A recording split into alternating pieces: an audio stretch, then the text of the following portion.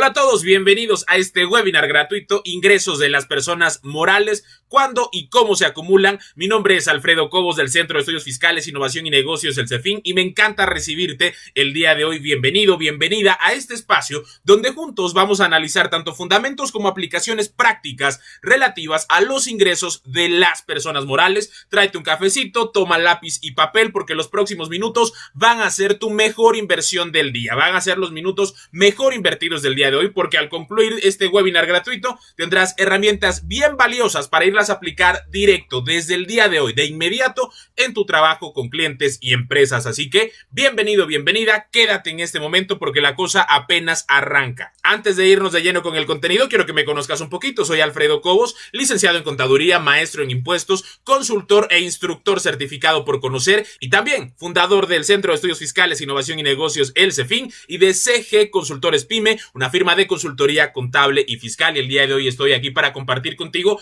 esto que es una probadita del trabajo que hacemos en CEFIN. Vamos a arrancar por el principio. Antes de irnos a analizar a fondo y con absoluta profundidad el tema de los otros ingresos y el momento en el que deben acumularlos las personas morales, quiero que hagamos un alto en el camino y que partamos del origen, que partamos de la base, que analicemos quiénes son los sujetos del impuesto sobre la renta en nuestro país. Si bien es cierto que estamos acostumbrados a dividir a los contribuyentes en dos grandes grupos, personas físicas y personas morales, estas segundas tienen su propio régimen fiscal, el régimen general de ley, que es el que abordamos en el curso, y con base en él precisamente vamos a trabajar hoy el tema de ingresos y su momento de acumulación. Pero antes de llegar a ese punto, vale la pena analizar cuándo es que están obligados los sujetos, las personas tanto físicas como morales, a pagar el impuesto sobre la renta en México. Esto lo establece el artículo primero de esa misma ley, la ley del impuesto sobre la renta, y vamos a analizarlo. Esta es una pequeña probadita, un pequeño fragmento de nuestro curso ISR Personas Morales. Con esto arrancamos y quiero que lo analicemos juntos para precisamente tener todo ese contexto completito de quiénes son los sujetos del impuesto sobre la renta antes de irnos al tema de los ingresos de las personas morales. Lo primero que debemos entender en términos de la ley del impuesto sobre la renta lo establece el artículo primero de esa ley, y es definir quiénes son los sujetos obligados al pago de este impuesto. Así, el artículo primero de la ley del impuesto sobre la renta señala que las personas físicas y las morales, tal como ya las describimos, están obligadas al pago del impuesto sobre la renta en los siguientes tres casos. La primera de las fracciones señala las residentes en México respecto de todos sus ingresos, cualquiera que sea la ubicación de la fuente de riqueza de donde procedan. Esto que implica que si tú eres una persona física o una persona moral residente en México, tendrás que pagar el impuesto sobre la renta por la totalidad de tus ingresos, ya sea que esos ingresos se obtienen aquí en México o los obtienes en el extranjero. Pero si resides en este país, tus ingresos deberán acumularse y pagarse de acuerdo con la ley del impuesto sobre la renta vigente en México. La segunda de las fracciones señala que también están obligados al pago de este impuesto los residentes en el extranjero que tengan un establecimiento permanente en el país, respecto de los ingresos atribuibles a dicho establecimiento permanente. Te preguntarás, ¿qué es un establecimiento permanente? Enseguida profundizaremos en el tema. Finalmente, la tercera de las fracciones señala que están obligados al pago del impuesto sobre la renta a los residentes en el extranjero respecto de los ingresos procedentes de fuentes de riqueza situadas en territorio nacional cuando incluso no tengan un establecimiento.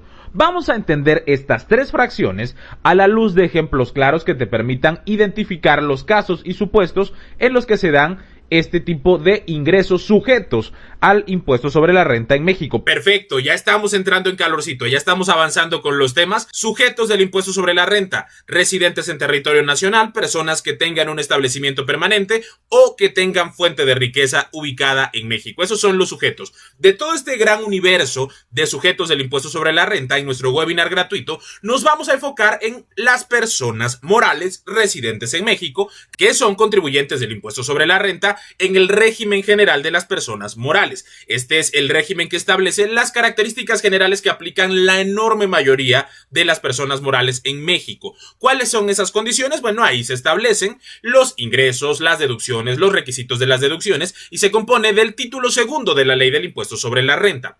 En este primer apartado vamos a hablar de los ingresos, y creo que aquí todos coincidimos de una manera muy clara y muy rápida, sabiendo que los ingresos que habrán de acumular las personas morales van a ser aquellos que provengan necesariamente de la actividad que ejecutan reconozcan como pues su actividad constante. ¿Para qué fueron creadas? El objeto social del negocio, que puede ser comercio, industria, servicios, puede ser cualquiera de estos, y bajo esa premisa, cuando ejecuten las actividades que les generen ingresos por ventas o por prestación de servicios, por supuesto que esos ingresos se van a acumular, se van a declarar, además de que eventualmente tendrán que estar facturados. Sin embargo, no son los únicos ingresos que tendrán que acumular las personas morales. Hablar de estos pues es muy sencillo, simplemente aquellos ingresos que reciban en efectivo, en bienes, en servicios, a crédito incluso, siempre que se trate de la entrada de dinero, siempre que se trate de un incremento en las ventas de ese negocio, pues serán los ingresos que habrá de acumular. Sin embargo, el artículo 18 de la Ley del Impuesto sobre la Renta marca una serie de eventos, una serie de situaciones que, de darse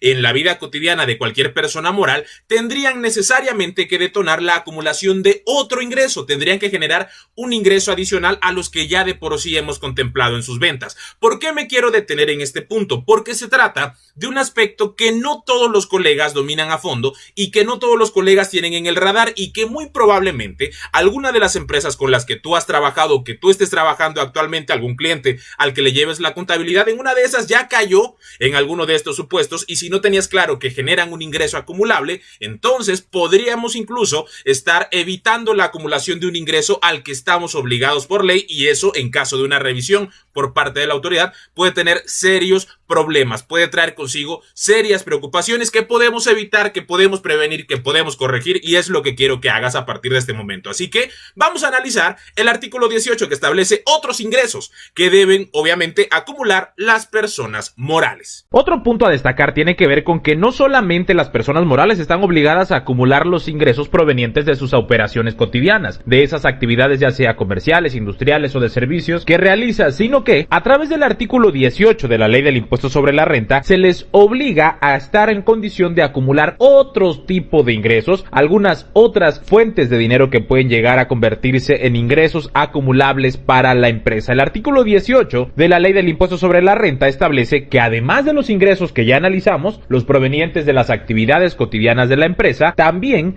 deberán considerarse ingresos los siguientes elementos. El primero, los ingresos determinados inclusive presuntivamente por las autoridades fiscales en los casos en que proceda conforme a las leyes fiscales. ¿Qué es esto? Si producto de una auditoría o de una revisión la autoridad detecta que tú estuviste omitiendo ingresos o presume que estuviste omitiendo ingresos, podrían calcularte una proporción o una cantidad de ingresos que tú decidiste evadir y acumularlo para que en función de eso pagues la diferencia de impuestos que pudieran estar a tu cargo. ¿Cuándo se dan este tipo de casos? Para las personas físicas, seguramente les ha tocado verlo, cada cierto tiempo, en ciertos periodos del año, la autoridad lanza una gran cantidad, o por lo menos lo hacía la administración federal pasada. En lo que va de esta administración, todavía no hemos visto esa mecánica, hemos visto otras bastante más agresivas, pero esa todavía no. Sin embargo, hasta hace todavía un año, era muy común que la autoridad lanzara una gran cantidad de cartas a personas físicas, y lo comento para efectos de ilustrar el ejemplo, a personas físicas que habían recibido depósitos bancarios y que estas personas físicas no estaban dadas de alta en el RFC y que por tanto no estaban presentando sus obligaciones. La autoridad presumía que esos depósitos eran ingresos y les calculaba un impuesto. Esos son los ingresos presuntivos. En el caso de una persona moral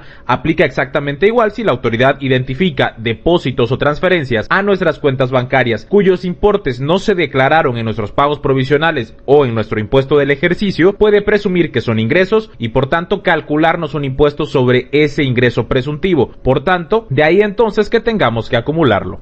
Otro ingreso que debemos acumular es la ganancia derivada de la transmisión de propiedad de bienes por pago en especie. Esto es, si nosotros pagamos una deuda que les gusta de 50,000 pesos, pero nos aceptan un bien que únicamente vale 20, esa diferencia, esos 30,000 pesos de diferencia que nos está aceptando nuestro acreedor, porque igual y ya no le quedó de otra, nos dice, pues de lo perdido lo recuperado, me debía 50, me das una maquinaria que vale 20, está bien, la acepto. Esos 30 de diferencia tendrían que ser un ingreso acumulable para la persona moral que está efectuando ese pago en especie.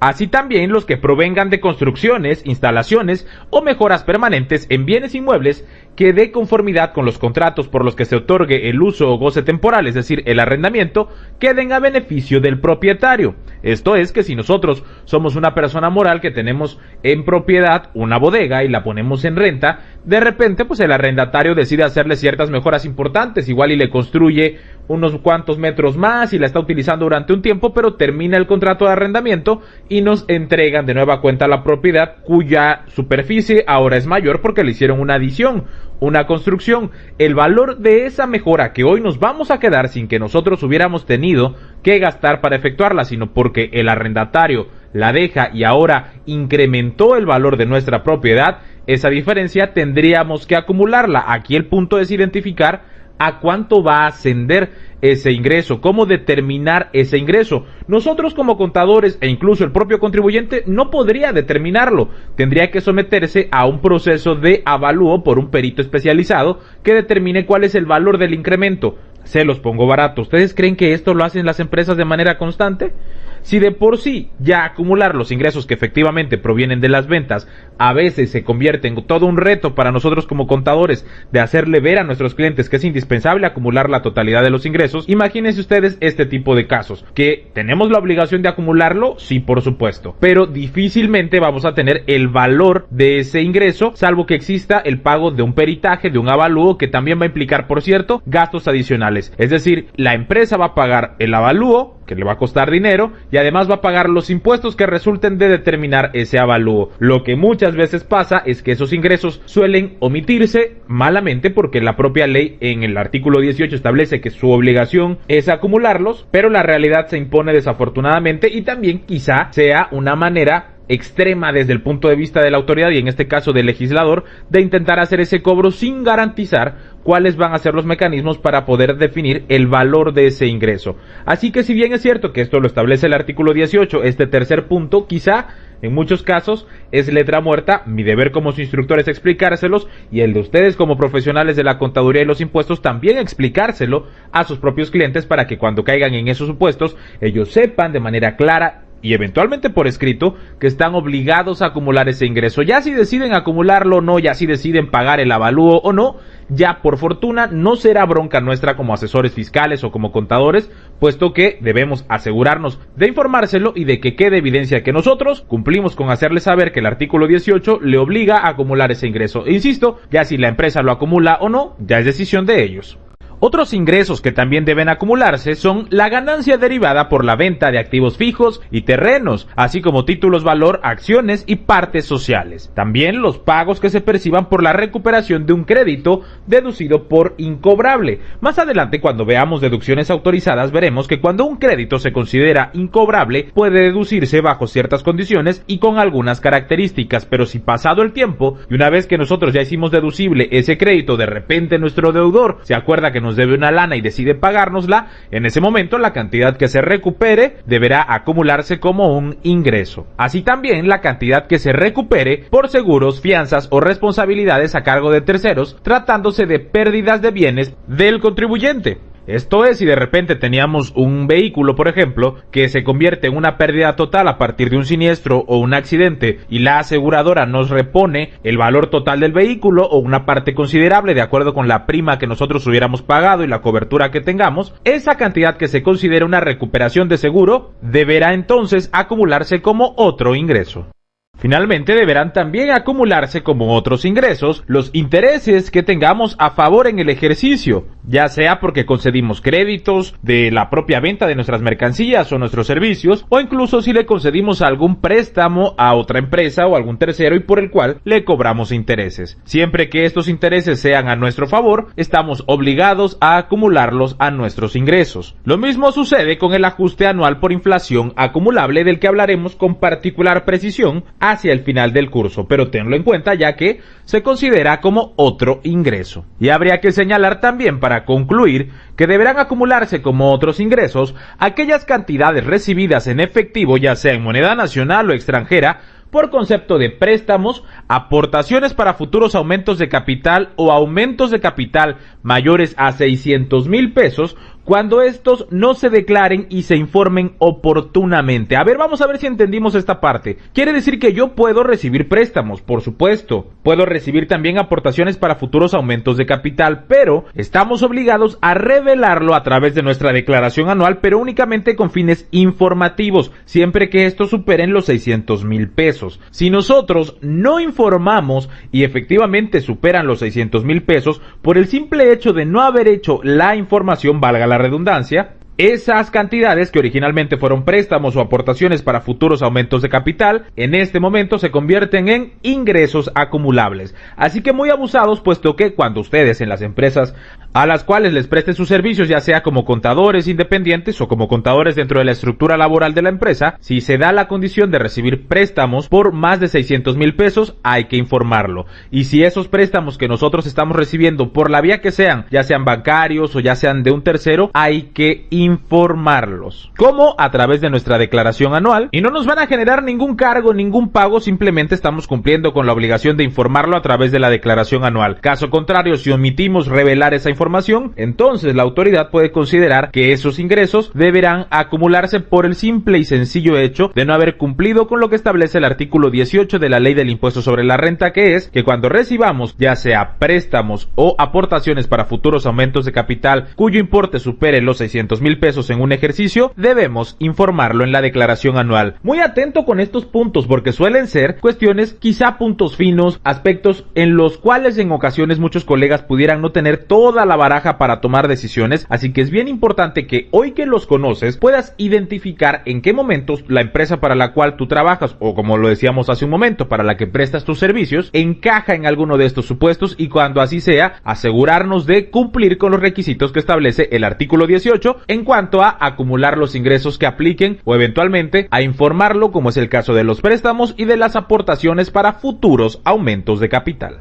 Y de estos me quiero detener en la última parte, los préstamos o las aportaciones para futuros aumentos de capital que se hubieran recibido y que sean de una cantidad superior a los 600,000 pesos. Tenemos la obligación de informarlos en nuestra declaración anual. No se van a considerar un ingreso acumulable siempre y cuando los informes de manera oportuna, y aquí cabe hacer la precisión que si de repente la empresa en la que tú trabajas en algún momento tuvo una situación de esta naturaleza, recibió un crédito, un financiamiento de una cantidad superior a estos 600,000 pesos, que puede ser del banco, que puede ser de un socio, que puede ser de un tercero, pero que recibió ese financiamiento, o que en su caso recibió aportaciones para futuros aumentos de capital que también ascienden a este mismo monto, cabe la precisión de que si ya presentaste la declaración anual de ese ejercicio, en una de esas bien valdría la pena que pudieras corregir esa omisión, si no lo informaste, corregirla antes de que eso sea un problema. ¿Cómo la podemos corregir? Podemos presentar una declaración complementaria en la que vamos a incorporar ese dato informativo, y así si eventualmente en algún momento de la vida la autoridad te revisa ese ejercicio y te dicen, hey, ¿por qué aquí hay un crédito de 800,000 pesos y usted no dijo nada? Ojo, informarlo no te va a generar ni un solo peso de impuestos y tampoco te debe generar ni un solo problema, simplemente es ponerlo ahí para cumplir con este requisito del artículo 18 y evitar broncas en el futuro. Entonces, cuando tú de repente te encuentres en medio de una revisión y la autoridad te diga, hey, ¿por qué está este crédito? ¿Por qué está esta aportación para futuros aumentos de capital de más de 600,000 pesos? Que, ojo, es acumulado a lo largo de todo el ejercicio, no es que en lo individual, sino el monto total. Y tienes más de esos 600,000 pesos y tú no lo informaste, la autoridad te va a decir, hey, con fundamento en el artículo 18 te puedo hacer que acumules ese ingreso, que pagues la diferencia del impuesto, que pagues recargos y actualizaciones, pero vas a salir tú rapidísimo con la otra mano y con papelito también de por medio le vas a indicar, sí, usted tiene razón, en la declaración normal de ese ejercicio no lo puse, no lo sabía, se me olvidó, pero de manera espontánea, antes de que se diera la revisión, lógicamente, ya presenté una declaración complementaria donde corregí ese error. Así que muy abusados. Si de repente las empresas en las que tú trabajas, los clientes a los que tú atiendes están en este supuesto, podemos corregir, podemos poner manos a la obra, y es muy importante hacerlo. ¿Te acuerdas que te decía yo al principio? Te vas a llevar herramientas clave para empezar a trabajar ya. Esta es una de ellas. Por si eso fuera poco, además, ahorita vamos a analizar cuándo acumular el ingreso, porque ya aquí pudimos ver que el ingreso habrá de acumularse, ¿no? Que si se dan alguno de estos supuestos tendremos que acumular el ingreso. La pregunta es ¿cuándo? Te adelanto, las personas morales tienen 3 momentos de acumulación de los ingresos: cuando se cobren, cuando se facturan o cuando se entregue materialmente el bien o se preste el servicio, lo que suceda primero. Ahorita lo vamos a analizar con profundidad y vamos a ver el fundamento legal y ejemplos, pero antes quiero platicarte un poco más de nuestro curso ISR Personas Morales. Estamos a nada de arrancar. Arrancamos ya el próximo lunes y me va a encantar recibirte ahí. Nuestro curso tiene un costo de tan solo 1,090 pesos. Son 12 días de trabajo y actualización a través de nuestra plataforma en los que no te tienes que conectar a una hora en particular, sino que está todo el contenido disponible para que tú te vayas organizando de acuerdo a tus tiempos, a tus horarios y vayas ingresando a la plataforma. Está abierta las 24 horas del día a partir del primer día del curso y hasta el último. Son 12 días de trabajo y vamos a ver más de 50 casos prácticos y ejemplos donde vamos a revisar absolutamente todos los temas que son importantes en el régimen general de ley de las personas morales. Mira, vas a salir así afiladito o afiladita como un hacha para irlo a aplicar a tu trabajo cotidiano, a las empresas a las que les ofrezcas tus servicios y que sean personas morales. Te platico qué temas vamos a ver. Es muy facilito, te lo presento en nuestra página web. Te vas a www.cefincapacitacion.com, cursos fiscales, ahí viene la larga lista de nuestros distintos cursos fiscales y en segundo lugar te vas a encontrar ISR Personas Morales, ahí le picas y esta es la información. ¿Cuáles son los temas? Los tienes en pantalla en este momento. Vamos a ver generalidades del impuesto sobre la renta para personas morales, el análisis de la obligación constitucional, la clasificación de las personas y los sujetos del impuesto sobre la renta. El segundo punto, ingresos acumulables, parte de lo que estamos platicando y analizando juntos el día de hoy en este webinar gratuito. Clasificación de los ingresos, momentos de acumulación y los otros ingresos acumulables. De ahí nos pasamos a hablar de las deducciones en general. Análisis general de las deducciones, partidas no deducibles, ojo, todas las características de los no deducibles y cuándo vamos a considerar una partida de tal suerte como no deducible y los requisitos que tienen las deducciones, porque por supuesto tendrán que cumplir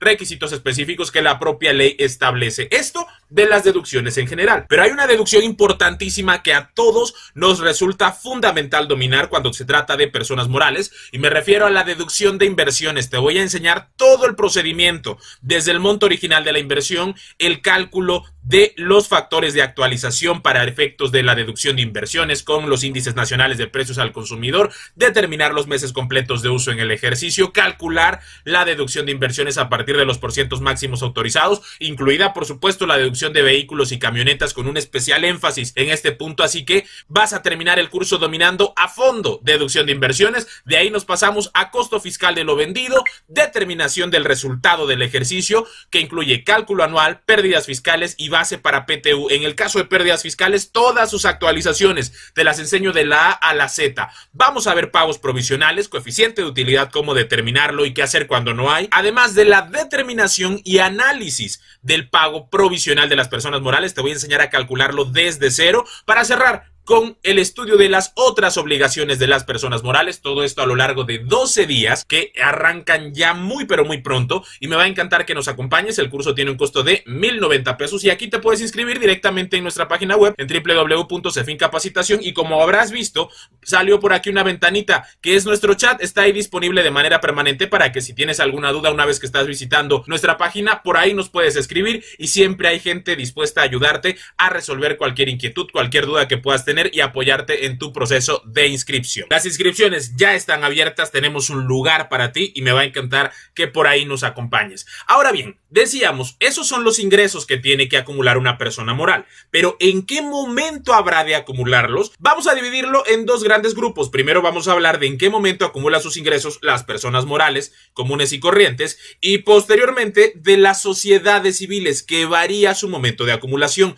Veamos el primero, ¿cuándo tienen que acumular sus ingresos las personas morales? Yo te adelantaba, son 3 momentos: la emisión del CFDI o del comprobante, el cobro efectivo de las operaciones o la entrega material del bien o prestación de servicios. De los 3, lo que suceda primero. Veamos el fundamento legal. Hasta este punto del curso ya sabemos perfectamente identificar cuándo un ingreso es acumulable para una persona moral y cuándo no. El punto aquí ahora es identificar en qué momento vamos a acumular ese ingreso y lo vamos a declarar dentro de nuestras obligaciones fiscales. Para responder a esta incógnita tenemos que referirnos al artículo 17 de la Ley del Impuesto sobre la Renta, el cual clasifica los distintos tipos de ingresos de acuerdo con la actividad de la empresa y define en qué momentos vamos a acumular esos ingresos.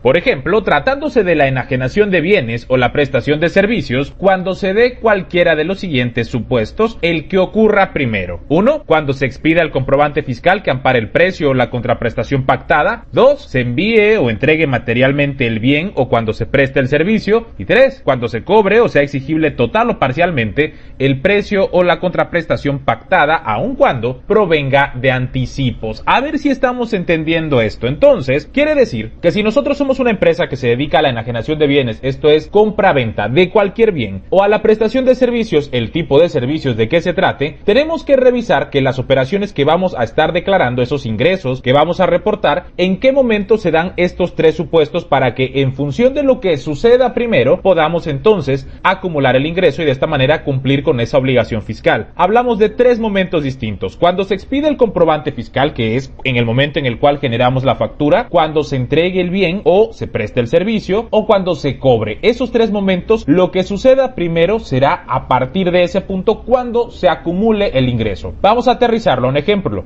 Supongamos que nosotros nos dedicamos a la compra-venta de, ¿qué les gusta? Equipo de cómputo. El día de hoy llega un cliente, levanta un pedido equivalente a 100,000 pesos de equipo de cómputo, selecciona todos los equipos que va a llevarse y nos pide que por favor le emitamos la factura para que genere la transferencia. Hoy tenemos la compra y hoy mismo emitimos el CFDI. Al día siguiente el cliente lo paga esa factura y 2 días después viene a recoger los productos. Si observamos, el momento en el cual se emitió el CFDI, el momento en el cual se pagó ese CFDI y el momento en el cual el cliente vino a recoger sus productos son distintos, son tres momentos diferentes. Atendiendo lo que establece el artículo 17 de la Ley del Impuesto sobre la Renta, yo tengo que acumular el ingreso en el que suceda primero. Si primero el cliente se lleva los productos, en ese momento yo tendría que acumular el ingreso de esa venta, incluso si no me la ha pagado. Ojo, estamos hablando de ISR para personas morales. Acumulamos en el momento de emitir la factura, en el momento de cobrarla o en el momento de entregar los bienes,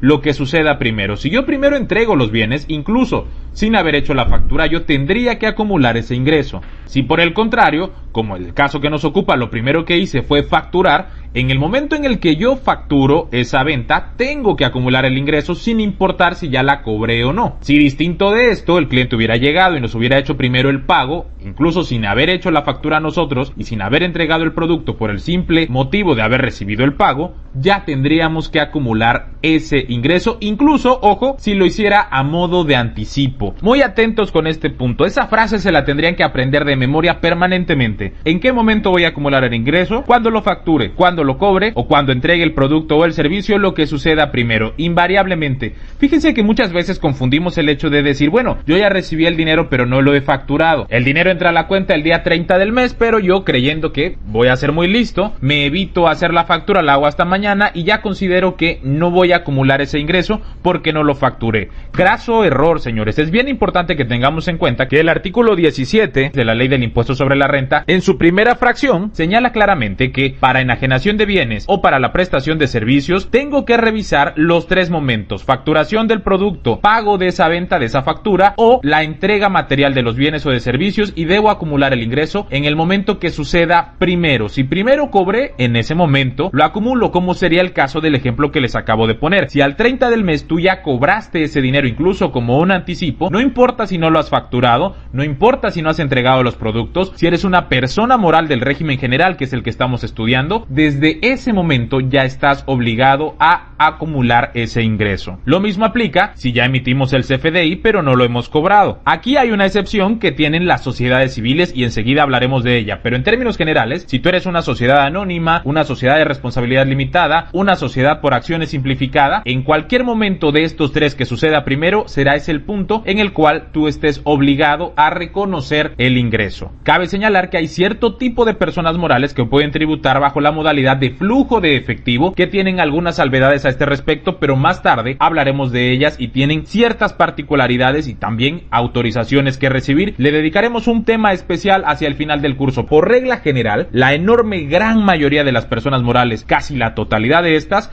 tienen que respetar lo que establece el artículo 17 de la Ley del Impuesto sobre la Renta: acumular el ingreso en el momento en el que lo facturemos, en el que lo cobremos o en el que prestemos el servicio o entreguemos el bien, lo que suceda primero. primero. Por otro lado, la fracción segunda del mismo artículo del 17 de la Ley del Impuesto sobre la Renta señala que tratándose del otorgamiento del uso o goce temporal de bienes, es decir, arrendamiento, los ingresos serán acumulables cuando se cobren total o parcialmente, o también cuando ya sean exigibles a favor de quien efectúe dicho otorgamiento. Esto es que si la renta vence cada día 15, a partir de ese momento ya es exigible el cobro y por tanto la persona moral que va a hacer ese cobro ya debería acumular el ingreso, o también cuando se expida el comprobante fiscal que ampare ese precio, pero bajo la misma condición, lo que suceda primero. Si tú antes del vencimiento cobras, en ese momento acumulas el ingreso. Si antes del vencimiento facturas, en ese momento acumulas el ingreso. Pero si primero vence la renta, aunque no la hayas cobrado y aunque no la hayas facturado todavía, al ya ser exigible el pago de ese derecho, ya estás obligado a acumular el ingreso, siempre que seamos una persona moral que se dedica a otorgar el uso o goce temporal de bienes, es decir, al arrendamiento. ¿Qué tal? Importantísimo. Con esto acabamos de develar un mito bien pero bien común, que desde el momento en el cual un ingreso se percibe mientras no se facture, no es acumulable, falso. ¿Por qué? Porque si ya cobramos, aún sin haber emitido la factura, ya caímos en uno de los 3 momentos de acumulación. Acuérdense, no es que se den los 3, es que de los 3 que suceda primero. Si ya facturé, aunque no haya yo cobrado, aunque no haya entregado las mercancías, aunque no haya prestado el servicio, pero si ya facturé, ya tengo que acumular ese ingreso tratándose, ojo, de personas morales. Pónganle que no lo he facturado, pero ya lo cobré, no importa que no haya emitido el CFDI todavía, ya tengo la obligación de acumularlo. Bien, pero bien importante considerar estos elementos. Sin embargo, dentro de todas las personas morales, las sociedades civiles tienen una particularidad, tienen una facilidad muy importante que les permite a estas únicamente acumular los ingresos hasta el momento en el que efectivamente lo cobran. Si tú tienes algún cliente SC, sociedad civil, o tu empresa es una sociedad civil, esto te interesa. Vamos a verlo. Hay que señalar que en el caso particular de las sociedades civiles, el propio artículo 17 en su fracción primera y en el párrafo segundo de esta fracción señala que tratándose de los ingresos por prestación de servicios personales independientes que obtengan las sociedades o asociaciones civiles y también de los ingresos por el servicio de suministro de agua potable para uso doméstico o de recolección de basura doméstica que obtengan los organismos descentralizados, los concesionarios, permisionarios o empresas autorizadas para proporcionar estos servicios, se considerará que los ingresos se obtienen en el momento en el que se cobre el precio o la contraprestación pactada. Ojo, sociedades y asociaciones civiles cuando prestan servicios, el ingreso lo acumulan única y exclusivamente hasta el momento en el que efectivamente lo cobren, siempre y cuando se trate de estas figuras, sociedades y asociaciones civiles que presten servicios personales independientes, es decir, los socios a través de estas figuras prestan sus servicios y la que cobra ese ingreso es la sociedad o la asociación civil respectivamente. Esta es la razón, por ejemplo, por la que muchos despachos contables se constituyen como sociedades civiles, porque tienen la enorme ventaja, a diferencia del resto de personas morales, del resto de simples mortales que también tributan en el impuesto sobre la renta dentro del régimen general de ley de las personas morales. Bueno, las SC, las sociedades civiles, tienen esta facilidad. Creo que nos va a quedar todavía más claro si ponemos un ejemplo con fechas, ¿no? Si le ponemos fechas y números a este asunto, vamos a verlo enseguida, pero antes quiero recordarte que las inscripciones siguen abiertas, que siguen abiertas las inscripciones a nuestro curso de ISR Personas Morales y que este es el momento para apartar tu lugar, precisamente poderte inscribir. Si te estás preguntando cómo hacerlo, debajo del video, en la descripción de este video, te estoy dejando el enlace para que vayas directamente a la página web y ahí te puedas inscribir. ¿Quieres ver cómo? Te lo enseño enseguida. Ya conoces nuestra página web, te vas a www.cefincapacitacion.com, cursos fiscales, ISR Personas Morales, y aquí te aparece toda la información detallada. Avanzas hacia abajo, lees por supuesto el temario con detenimiento.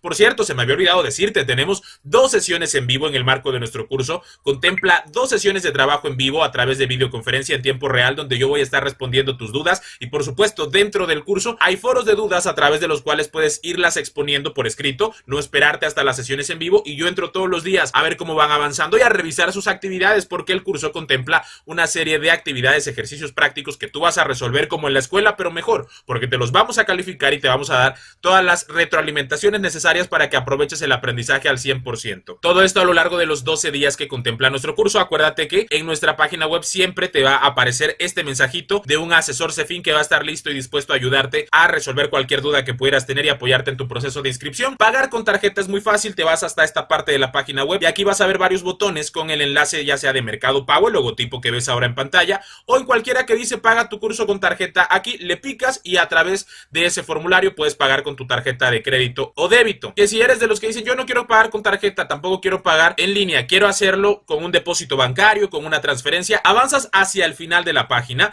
y te vas a encontrar con nuestros datos bancarios. Aquí los ves, tenemos para depósito en efectivo en Banamex, para transferencia electrónica también a Banamex, o para que puedas depositar en cualquier OXXO con este número de tarjeta Banamex, y por supuesto reportar tu pago ya sea por WhatsApp o reportar tu pago también a través de correo electrónico a docencia-cefin@outlook.com para que podamos generar tu cuenta de usuario y contraseña con la que vas a ingresar a la plataforma. Como habrás podido notar, inscribirte es súper fácil, súper rápido, y te dejo, te decía, el enlace debajo de este video, como también un enlace directo de WhatsApp por si tienes alguna duda y nos quieres preguntar cualquier información respecto al curso. Ahí pícale y nos va a llegar un WhatsApp, nos comentas qué es lo que necesitas saber y con gusto te apoyamos en este proceso de inscripción. Recuerda que las inscripciones siguen abiertas y que tenemos un cupo limitado, así que córrele a apartar tu lugar. Y precisamente ya para ir cerrando nuestro webinar, llevemos todo esto a ejemplos. Vamos a hablar con números, con fechas exactas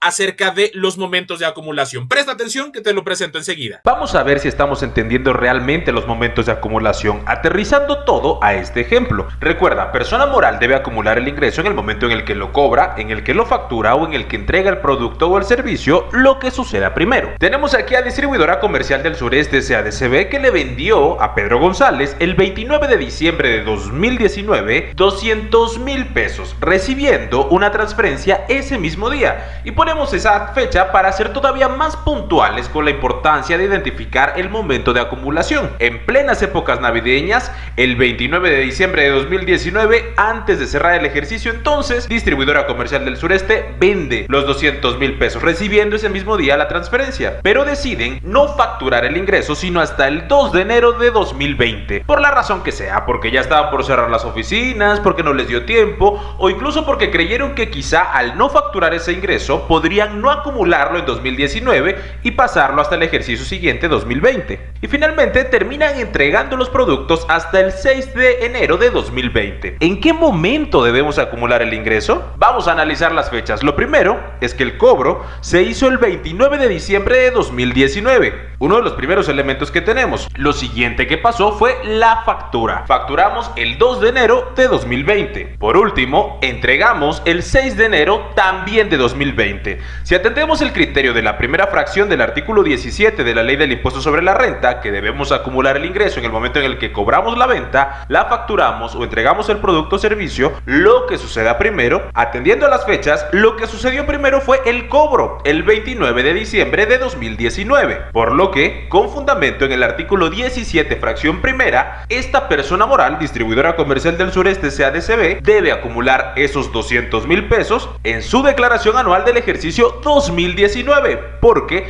deberá acumular ese ingreso el 29 de diciembre de 2019, lo que incorporará en su pago provisional de diciembre y además habrá de incorporarlo también a su declaración anual de ese ejercicio, incluso habiéndolo facturado hasta el año siguiente. Lo que sigue es que tú apliques este mismo criterio y que apliques el artículo 17, fracción primera y segunda, a una serie de casos prácticos que veremos en la siguiente actividad. Ya no hay margen de duda, ya tienes las herramientas clave para saber ¿qué ingresos debe acumular tu cliente persona moral o tu empresa persona moral? ¿En qué momento los va a acumular? Y hasta con ejemplos y casos prácticos. Si tú quieres profundizar en el dominio de las disposiciones fiscales que le aplican a las personas morales, la cita la tenemos a partir del próximo lunes, que arranca nuestro curso ISR Personas Morales, esta nueva edición 2021, 100% actualizada. Así que yo ahí te veo. Tiene un costo de tan solo 1,090 pesos. Las inscripciones están abiertas y me va a encantar recibirte pedirte por ahí que nos acompañes en el curso, que te sumes a este grupo y que por supuesto tomes la decisión de transformar tu ejercicio profesional a través de la capacitación y la actualización. Queremos ir de la mano contigo. Te resumo rapidísimo cómo es el curso. El temario que te presentamos hace un ratito,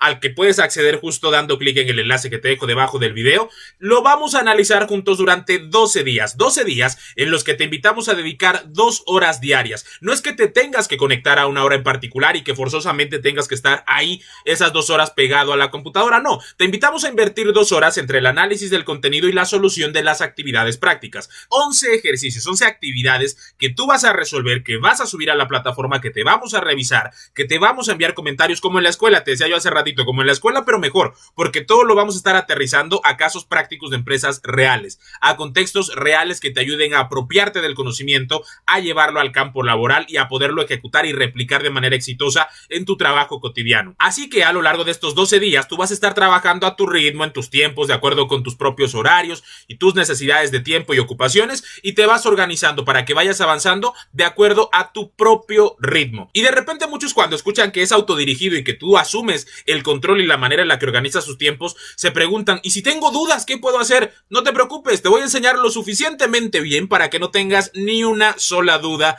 del contenido con el que vamos a estar trabajando. Y si de repente quieres aterrizar los contenidos a algún caso real, alguna situación que quieras compartir, dentro del curso hay un montón de foros donde puedes expresar tus dudas, tus comentarios, y también juntos compartimos contigo puntos de vista. Yo te hago recomendaciones y el resto de los compañeros también lo pueden leer, y de esta forma multiplicamos el conocimiento. Pero independientemente de esos foros, tenemos 2 sesiones en vivo de trabajo en tiempo real a través de una sesión de videoconferencia donde tú directamente me puedes preguntar, yo te respondo y hacemos de esto una conversación 100% en tiempo real. Son 2 sesiones de trabajo en vivo. Esos son los únicos días en los que te tienes que conectar a una hora en particular. De ahí para allá tú te organizas. Y el costo del curso es de tan solo 1,090 pesos. Estamos a nada ya de empezar y me va a encantar recibirte, tenerte en el curso, que te unas al grupo y que decidas tomar acción, transformar tu ejercicio profesional dominando a fondo el ISR de las personas morales. Yo soy Alfredo Cobos, te invito a que te suscribas a este canal de YouTube porque estamos subiendo contenido gratuito